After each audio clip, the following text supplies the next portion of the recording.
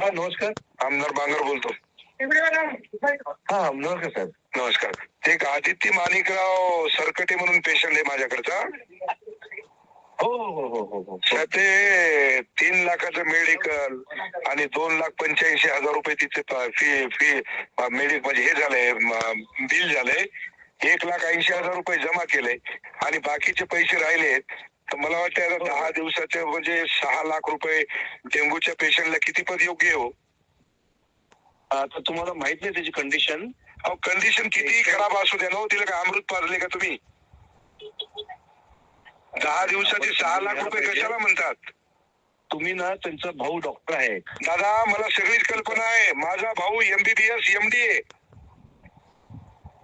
त्यांना ना इम्युनोग्लोबुलिन नावाचं एक इंजेक्शन द्यावं लागलं. 3,05,000 रुपये आम्ही मेडिकलचे दिले साहेब.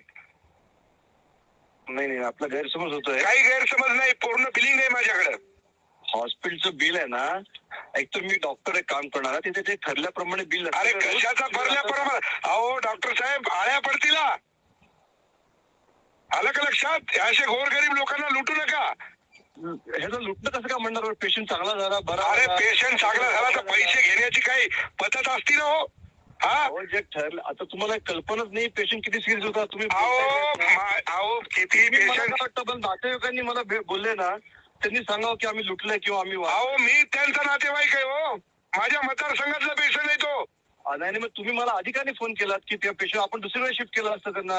अहो कुणीकडे पेशंटला शिफ्ट केलं असतं, पण ही पद्धत आहे का?